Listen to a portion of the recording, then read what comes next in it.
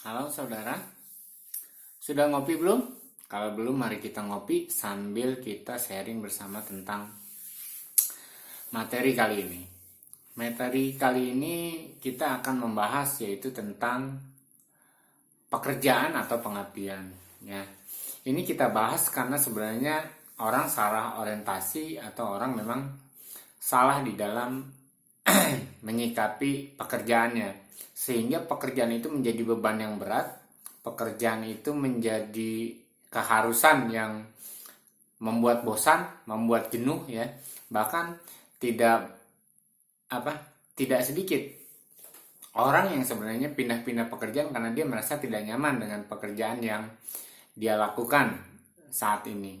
Nah, bagaimana kita menyikapi, bagaimana kita membuat pekerjaan itu menjadi senang, bagaimana kita membuat pekerjaan itu sebagai sebuah pengabdian. Sebab ketika pekerjaan itu hanya untuk cari uang, pekerjaan itu hanya untuk mencari jabatan, pekerjaan itu hanya untuk mencari nama yang tenar, maka kita sudah salah langkah dan akhirnya membuat kita jenuh. Dan akhirnya kita tidak mendapatkan apa-apa dari pekerjaan yang kita lakukan. Nah, kenapa pekerjaan itu perlu pengabdian ya? Tidak semua pekerjaan itu sepertinya memerlukan pengabdian, tapi sebenarnya tidak demikian. Nah, kita harus kembali kepada dasar kenapa orang mencari pekerjaan. Orang mencari pekerjaan sebenarnya bukan untuk cari uang. Ya, ketika orang bekerja untuk cari uang dan uangnya dapat banyak, tetapi akhirnya dia hancur hidupnya, itu percuma. Jadi tujuan orang bekerja sama dengan cara tujuan orang untuk mendapatkan pendidikan, seperti orang ingin berkeluarga dan sebagainya. Jadi tujuan pekerjaan itu sama seperti hal tujuan yang lain, yaitu sebenarnya supaya kita punya kehidupan yang lebih baik. Jadi ngapain kita kerja, ngapain kita mencari uang tetapi membuat hidup kita tidak lebih baik ya. Kenapa saya ingin menjadi pengusaha, kenapa saya ingin menjadi petani ya, petani pengusaha lah gitu kan. Karena saya melihat ketika saya bekerja, hidup saya tidak lebih baik. Pergi pagi, pulang malam. Ya kadang-kadang jam 5:30 saya harus sudah berangkat, kadang-kadang tidak sempat sarapan dan pulang udah kecapean, nggak sempat mandi langsung tidur. Nah, kalau kata Bob Sadino, kita kerja atau dikerjain gitu kan. Nah, gajinya sama. Semua yang masuk jam 8 siang pulang jam 4 sore dengan yang kita pagi-pagi jam 5:30 sudah berangkat kerja dan pulang lewat malam, gajinya sama aja. Terus apa yang membuat kita lebih baik? Kita akhirnya jauh dari keluarga, jarang ketemu dengan anak, jarang ketemu dengan istri, ya kan? Cuma ketemunya malam saja gitu kan. Itu pun udah kecapean, nggak sempat ngobrol dan segala macam. Nah, itu membuat kita akhirnya pekerjaan itu membuat hidup kita tidak lebih baik. Ya, terjadi pertengkaran segala macam, apalagi suami kerja, istri kerja. Sudah sebenarnya tidak ada komunikasi. Akhirnya apa? Mereka punya uang, ya punya penghasilan, punya pekerjaan, tetapi rumah tangga itu menjadi hancur. Nah, banyak orang akhirnya gini, dia kerja cuma bayar pembantu untuk ngurus anak. Ya lebih nggak usah kerja kan. Dia kerja gajinya 4 juta, bayar baby sister 3 juta, ya habis lah gitu kan. Lu makan segala macam misalnya seperti itu. Dan saya melihat banyak orang begitu. Jadi ngapain gitu? Kerja susah-susah hanya untuk bayar orang suruh kerja sama kita. Nah, ini yang kita harus pahami pertama. Pertama-tama memang harus kita pahami untuk apa kita kerja. Jadi tujuan kerja kembali lagi untuk kita punya kehidupan yang lebih baik. Tetapi kalau gara-gara pekerjaan itu kita hidupnya tidak lebih baik, ya nggak usah gitu kan. Ya saran saya seperti itu. Kenapa? Gini, banyak orang punya pekerjaan akhirnya berakhir di mana? Di penjara. Banyak orang punya pekerjaan berakhir di mana? Mati, dibunuh orang. Banyak orang punya pekerjaan apa? Akhirnya hidupnya hancur. Ya, rumah tangganya hancur, ditinggal suami, ditinggal istri, ditinggal anak, ya semua tidak tidak berakhir dengan happy ending gitu kan. Bahkan ketika di masa tuanya dia merasa ya ditinggal semua oleh keluarganya, karena waktu dia muda dia mencari uang buat keluarga, dia pikir seperti itu, dan ketika dia tua pun anaknya mencari uang buat dia masukin panti jompo. Itu hal yang menyakitkan sebenarnya, karena itu akhirnya pekerjaan itu tidak membawa kehidupan yang lebih baik ya. Saya salah satunya kenapa saya ingin menjadi petani, saya ingin menjadi orang rumahan karena saya ingin melihat anak-anak saya bertumbuh atau tidak. Kelihatan perkembangan jiwanya, saya ingin melihat istri saya ingin hidup bersama dengan mereka. Walaupun uang sedikit tetapi bahagia, kan itu jauh lebih baik. Ya, kualitas ketemu dengan istri ya itu jauh lebih baik. Kualitas ketemu dengan anak itu jauh lebih baik. Kita bisa ngobrol, bisa bercanda apa saja, itu semua itu jauh lebih baik tanpa dilanda rasa kecapean, tanpa dipusingin soal uang gitu kan. Nah, ini yang harus kita pahami. Nah, yang menjadi konsen materi kali ini sebenarnya adalah pekerjaan dan pengabdian. Ya, saya petani dan saya melihat banyak orang petani ya. Saya pernah jadi guru dan sampai hari ini juga saya masih bisa mengajar. Tidak semua pekerjaan itu dianggap sebuah pengabdian, tetapi saya belajar pengabdian yang sebenarnya tanpa pamrih, tanpa gaji, tanpa titel gitu kan, bukan guru. Kalau guru sekarang bisa demo untuk dapat naik gaji, tetapi yang saya mau ceritakan adalah petani. Petani, coba suruh petani mogok, nggak usah jual beras, nggak usah jual sayuran, semua orang lapar di seluruh dunia. Guru bisa mogok, seluruh guru mogoklah di seluruh dunia, pendidikan akan tetap jalan, ya kan? Karena banyak orang bisa mengajarkan anak-anaknya. Tetapi kalau petani mogok, dia tidak mau menjual sayuran, tidak menjual tanaman, tidak menjual berasnya, semua orang bisa mati, ya kan? Seperti itu. Nah, itu yang saya berpikir bahwa setiap pekerjaan itu harus didasari dengan pengabdian, ya kan? Saya melihat gini, petani itu ya sayuran itu kadang murah, kadang hancur sama sekali, tetapi mereka tetap bertani. Saya bertanya dengan beberapa orang petani, yang penting mereka bisa makan dan mereka bersyukur.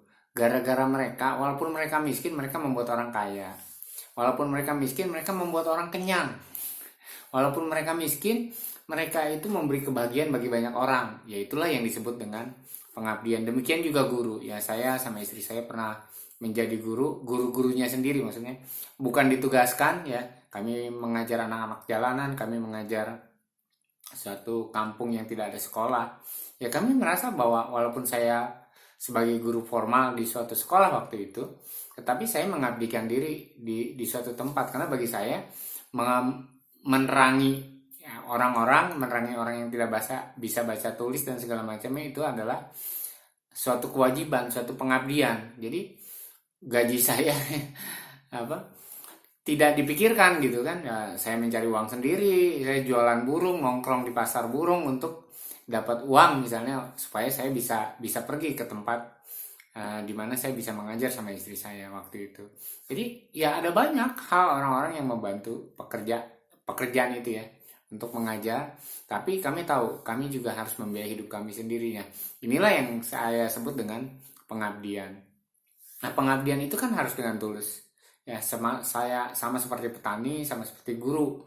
Ya, maaf ya, saya itu mengkritisi banyak guru-guru. Ya, guru-guru soalnya kan bicara tentang uang. Tapi saya melihat ada guru-guru yang guru honorer yang 1 bulan cuma 400-500. Itulah pengabdian.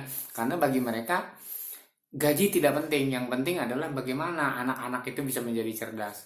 Ya, saya banyak ketemu dengan rekan-rekan guru ya, yang di sekolah-sekolah negeri yang mereka menjadi guru honorer. Bagi mereka adalah mereka mengabdi.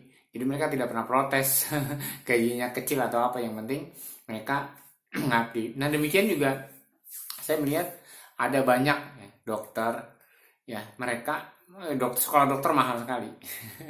Makanya banyak dokter akhirnya menjadi kaya karena setelah mereka lulus dan menjadi dokter, tarifnya mahal-mahal. Tetapi saya melihat banyak dokter yang mengabdikan diri kepada masyarakat yang tidak perlu dibayar, memberikan obat dengan obat generik, karena sama aja kan sebenarnya kandungan semua obat, ya kan?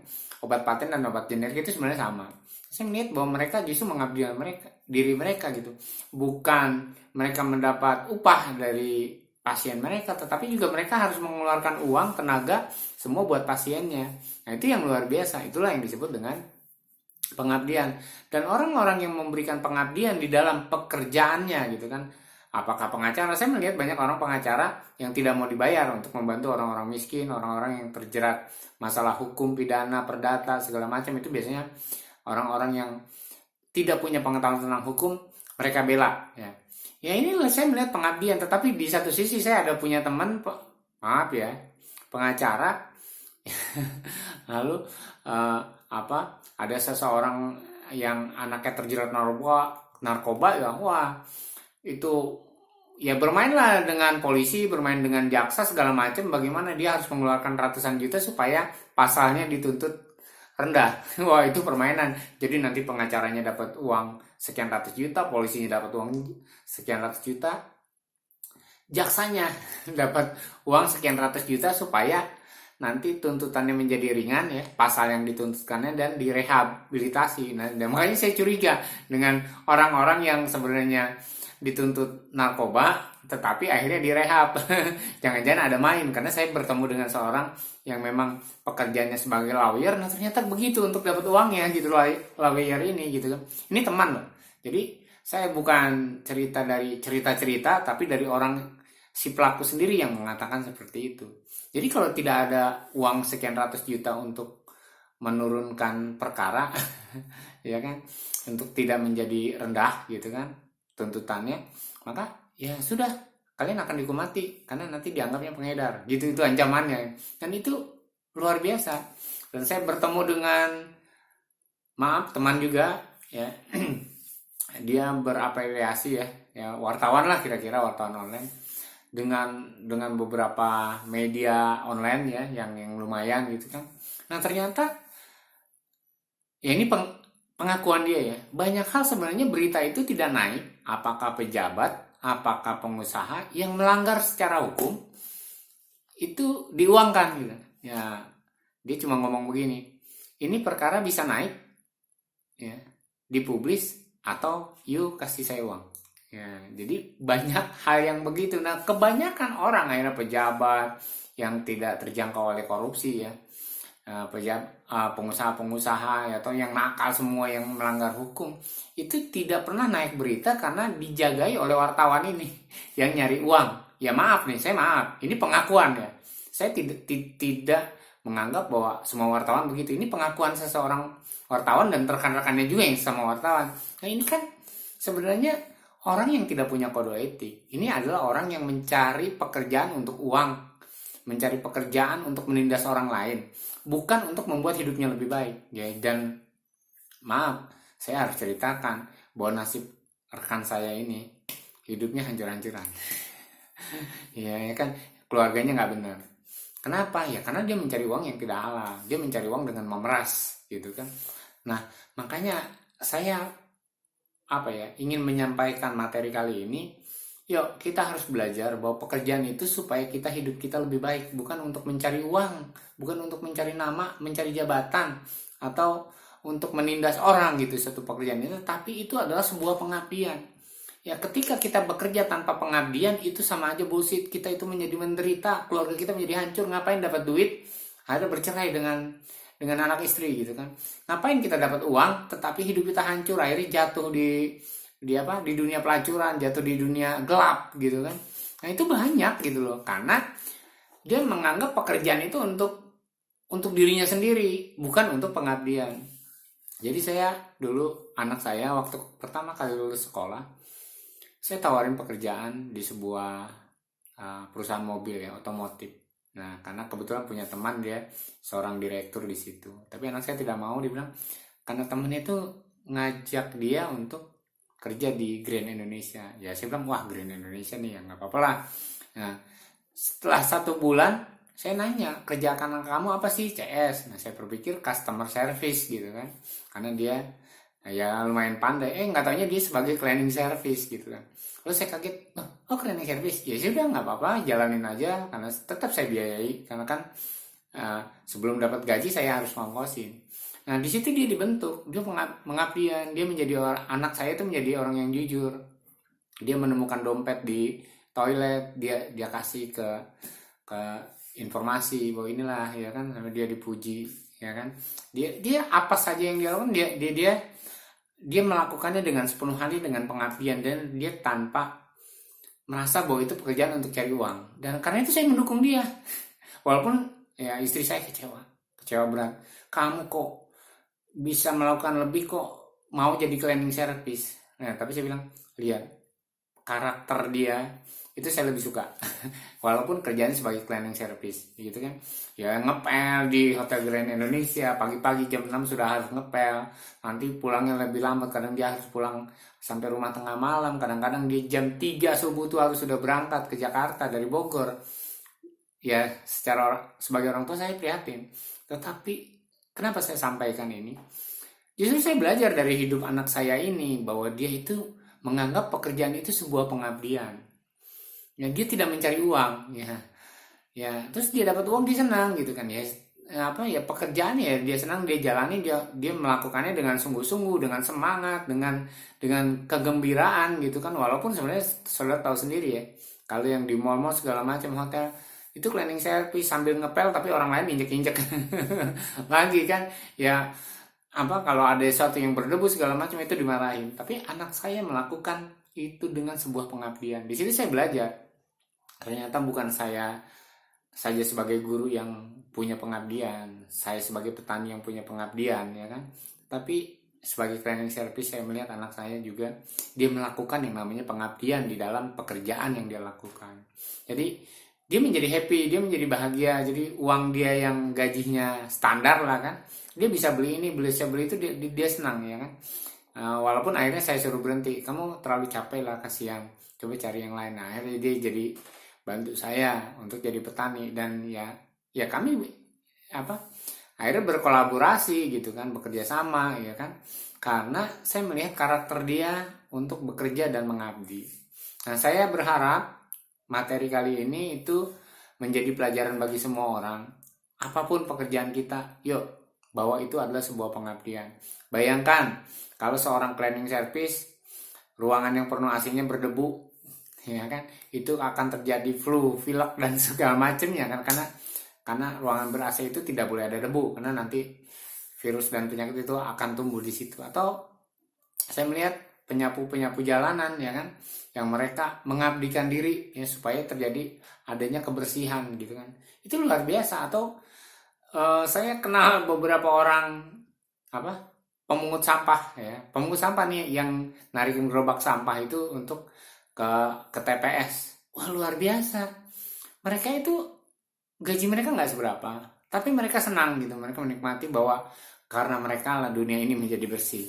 Dan saya ngobrol-ngobrol dengan mereka, ya mereka menjalaninya dengan baik. Walaupun karena itu sampah dan kotor, secara fisik saya kasihan bahwa pengabdian yang mereka lakukan untuk masyarakat itu tidak dihargai, satu. Yang kedua, tidak ada yang menjamin ya kalau mereka sakit segala macam itu, namanya juga orang honorer yang digaji gitu kan, dengan bukan formal. Nah, itu yang saya prihatin. Tetapi pengabdian mereka luar biasa. Saya mau menghargai mereka ya. Kadang istri saya segala macam kasih makan, kasih apa gitu, kasih uang ya ke mereka supaya mereka tuh tetap semangat bahwa apa yang mereka lakukan itu adalah pengabdian, bukan sebuah pekerjaan biasa. Nah, berapa banyak di antara kita yang menganggap pekerjaan itu sebuah penderitaan, pekerjaan itu sebuah tekanan, pekerjaan itu sebuah keharusan yang bikin boring, bikin stres segala macam. Yuk kita rubah mindset kita rubah cara berpikir kita, bahwa pekerjaan itu adalah sesuatu kita untuk mengabdi. Ya, apakah seorang insinyur yang cuma ngegambar gedung segala macam itu suatu pekerjaan yang untuk cari uang? Betul. Tetapi kalau tidak ada Anda yang menggambar, mungkin dunia ini tidak indah. Orang bikin jembatan, bikin apa, tukang bangunan ya kan.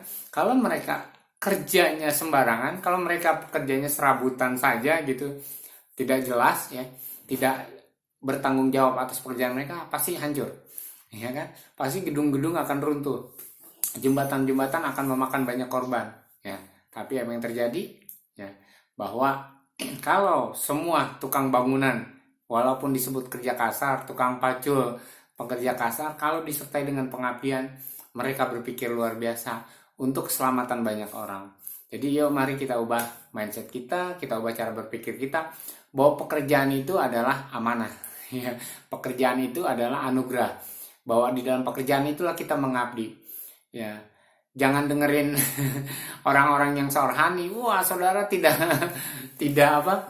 tidak melakukan pekerjaan yang amanah gitu kan. Misalnya, wah kalau itu mau pekerjaannya tidak memuliakan nama Allah. Yang memuliakan nama Allah itu hanya para rohaniawan, ustadz, pendeta segala macam. Oh tidak. Ketika kita bekerja, ya kan, itu kita melakukan tugas kita sebagai manusia yang amanah, ya kan, memberi makan anak istri itu amanah, ya kan, membuat orang lain menjadi senang itu amanah, ya kan. Bahkan saya melihat ada orang yang kerjanya ya disuruh-suruh untuk nanam bunga, nanam apapun ya, pohon-pohon, ya tanpa sadar dia bersyukur bahwa bahwa apa yang dilakukan itu menyenangkan orang lain, membuat dunia indah, mengurangi polusi kan, menanam itu mengurangi polusi kan, membuat bumi itu menjadi hijau. Jadi mari kita nikmati apapun pekerjaan kita, yuk kita anggap sebagai sebuah pengabdian. Bukan pengabdian kepada manusia saja, tetapi pengabdian kepada Allah Subhanahu wa Ta'ala yang telah menciptakan kita, sehingga pekerjaan itu menjadi amanah dan kita dipercaya oleh Allah. Ya itulah yang jadi iman. Walaupun mungkin kita bukan rohani, mungkin kita bukan orang yang ngerti agama, tetapi dengan melakukan pekerjaan sebagai sebuah pengabdian, itu menunjukkan bahwa kita adalah seorang yang dipercaya oleh Tuhan yang menciptakan kita. Terima kasih sudah menyaksikan. Jangan lupa ngopi dan tetap semangat, dan jangan lupalah subscribe channel ini agar saya bisa mengembangkannya dengan ide-ide, dengan masalah-masalah, dengan materi-materi yang lebih baik lagi. Terima kasih sudah menyaksikan.